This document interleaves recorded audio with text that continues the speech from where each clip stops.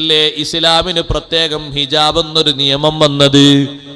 ആരെങ്കിലും അവരുടെ സംശയങ്ങളും മറ്റുമൊക്കെ തീർക്കാൻ അങ്ങ് ഓടിക്കയറിയിട്ട് ഉമ്മഹാത്തുൽ മുഅ്മിനീങ്ങളുടെ വീട്ടിലേക്ക്, ആ നിയമം ലോകത്തുള്ള എല്ലാ സഹോദരിമാർക്കും ബാധകമാണ്. അങ്ങ് പെട്ടെന്ന് അങ്ങോട്ട് കയറി ചെല്ലാൻ പറ്റുമോ? പറ്റില്ല. സമ്മതം ചോദിച്ചിട്ട് ആ സമ്മതത്തിന് ഉത്തരം കിട്ടിയിട്ട് മറക്ക് പിന്നാലെ നിന്നിട്ട് ചോദിക്കേണ്ടത് ചോദിച്ചിട്ട് പെട്ടെന്ന് തിരിച്ചു വന്നേക്കണം. വഇദാ സഅൽതുമൂഹുന്ന മതാഅൻ ഫസ്അലൂഹുന്ന മിൻ വറാഇ ഹിജാബ് ദാലികും മത്ഹറു ലിഖുലൂബികും വഖുലൂബിഹിന്ന.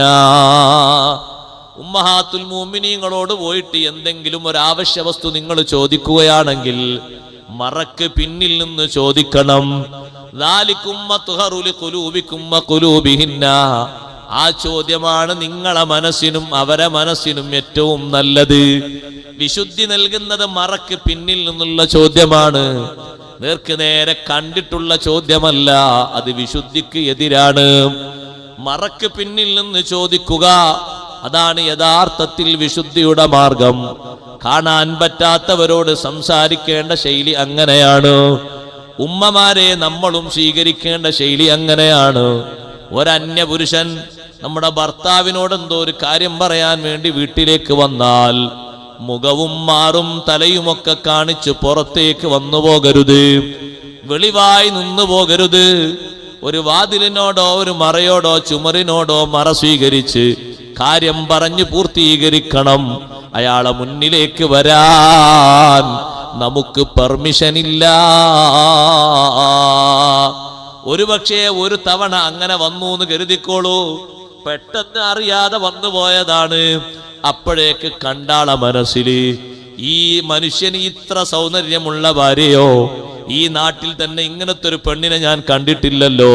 ശൈത്താൻ അവന്റെ മനസ്സിൽ അങ്ങനെ ഒരു ചോദ്യം ഇട്ടുകൊടുക്കുമ്പോ രണ്ടാമതും ഒന്നുകൂടി കാണണമെന്ന് ശൈത്താൻ അവനോട് പറയുന്നു.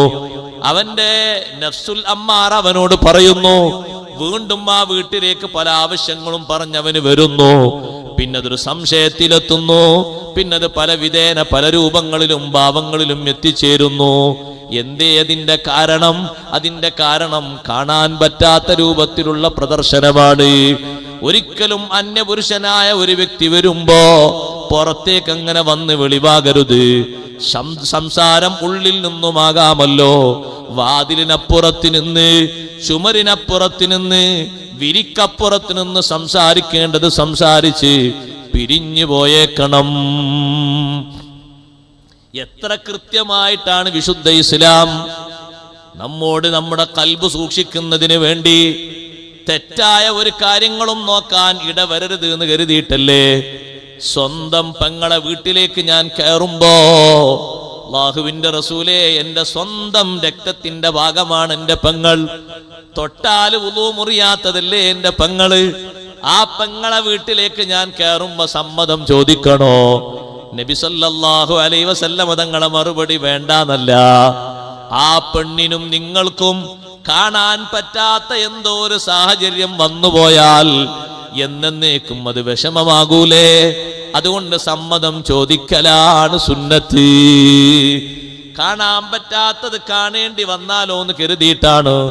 ലാ തദ്ഖുലൂ ബുയൂതൻ ഗൈറ ബുയൂതികും ഹത്താ തസ്തഗ്ദിസൂ വതുസല്ലിമൂ അലാ അഹ്ലിഹാ ദാലികും ഖൈറുൽ ലക്കും ലഅല്ലകും തദക്കറൂൻ.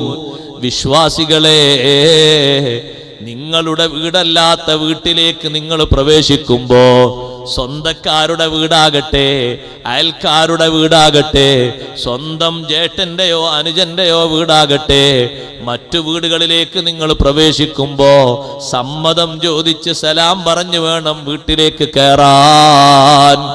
അന്യ പെണ്ണുങ്ങളല്ലാതെ ആരും അവിടെ ഇല്ലെങ്കിലോ ഒരു മറയോട് ഇപ്പുറത്ത് ചാരി നിന്ന് പറയേണ്ട കാര്യം അവരെ മുഖത്തേക്ക് നോക്കാതെ പറഞ്ഞു തീർത്ത് പെട്ടെന്ന് അവിടെ നിന്ന് സലാമത്താകണം.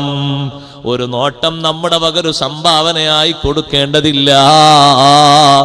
സ്വന്തം പെങ്ങളെ വീട്ടിലേക്ക് ഒരാൾ കയറി ചെല്ലുമ്പോ ആ പെണ്ണൊരു പക്ഷേ ശരീരത്തിന്റെ വസ്ത്രഭാഗങ്ങൾ വെളിവാക്കി എന്തെങ്കിലും സുന്നത്തായ ഒരു കാര്യം നിർവഹിക്കുകയാണെങ്കിൽ പെട്ടെന്ന് ഇയാൾ കയറി ചെല്ലുമ്പോ ആ പെണ്ണിന് തന്നെ നാണം തോന്നിപ്പോകും. ഒന്ന് സംസാരിച്ചിട്ട് ബെല്ലടിച്ച് ശബ്ദിച്ചിട്ട് വന്നാ പോരെ. ആരാ വന്നത്? സ്വന്തം സഹോദരനാണ്. പക്ഷേ കാണാൻ പറ്റാത്ത ഒരു കാഴ്ച കാണുമ്പോ അത് അസഹ്യമായി പോകും. അന്യ വീടുകളിലേക്ക് അങ്ങനെ പ്രവേശിക്കാമോ? അന്യ വീടുകളിലേക്ക് പോകുമ്പോ സമ്മതം ചോദിക്കുക തന്നെ വേണം. അഷ്റഫുൽ ഖൽഖ് സല്ലല്ലാഹു അലൈഹി വസല്ലം തങ്ങൾ സമ്മതം ചോദിക്കാതെ ഒരാളെ വീട്ടിലേക്കും തങ്ങൾ പ്രവേശിക്കാറില്ല. എന്തിനധികം പറയട്ടെ, ബഹുമാനപ്പെട്ട ഉസ്മാൻ ഇബ്നു അഫ്ഫാൻ റളിയല്ലാഹു തആല അൻഹു നബി സല്ലല്ലാഹു അലൈഹി വസല്ലം തങ്ങളുടെ മക്കളുടെ ഭർത്താവല്ലേ? 2 മക്കളെയല്ലേ ഉസ്മാൻ ഇബ്നു അഫ്ഫാൻ റളിയല്ലാഹു അൻഹു കല്യാണം കഴിച്ചത്. ആ ഉസ്മാൻ ഇബ്നു അഫ്ഫാൻ റളിയല്ലാഹു അൻഹുവിന്റെ വീട്ടിലേക്ക് നബി സല്ലല്ലാഹു അലൈഹി വസല്ലം തങ്ങൾ കയറി ചെല്ലുമ്പോ സമ്മതം ചോദിക്കുന്നു, സലാം പറയുന്നു. ഇത് നമ്മളെ സ്വന്തം വീടാണ് എന്നും കരുതിയിട്ട് അങ്ങനെ അങ്ങോട്ട് കയറിപ്പോയാലോ വീട്ടിലുള്ളവർക്ക് അതുകൊണ്ടൊരു ബുദ്ധിമുട്ടുണ്ടാക്കരുത്, അവർക്കതുകൊണ്ടൊരു അസഹ്യമായ അവസ്ഥയുണ്ടാകരുത്. നമ്മുടെ ഒരു നോട്ടം മതി ഒരിക്കലും മറക്കാത്ത ഒരു സംഗതി ഉണ്ടാകാൻ. ഞാൻ പറഞ്ഞു വന്നത് നോട്ടത്തെ നിയന്ത്രിക്കണം. എല്ലാ നോട്ടങ്ങളും ശരിയായ മാർഗത്തിലേക്ക് കൊണ്ടുവരണം. വിശ്വാസിനികളോടും അല്ലാഹു അത് പറഞ്ഞു, വഖുല്ലിൽ മുഅ്മിനാതി യഗ്ളുദ്ന മിൻ അബ്സാരിഹിന്ന വയഹ്ഫദ്ന ഫുറൂജഹുന്ന. ഓ സഹോദരിമാരെ, വിശ്വാസിനികളെ, കാണാൻ പറ്റാത്തതിലേക്ക് നോക്കരുത്. കണ്ണുകളെ മൂടിയിടണം. കണ്ണുകൾക്ക് മൂടി വേണം, ചിമ്മല് വേണം. വയഹ്ഫദ്ന ഫുറൂജഹുന്ന, സ്വകാര്യതകളെ കാത്തു സൂക്ഷിക്കണം. സുബ്ഹാനല്ലാഹ്, സ്വന്തം ശരീരം കാണുന്നതിന് ഏറ്റവും വലിയ ഹയാഓടെ ജീവിച്ച മഹദിയല്ലേ സയ്യിദത്തുനാ ബീവി ഫാത്തിമ റളിയല്ലാഹു തആല അൻഹ.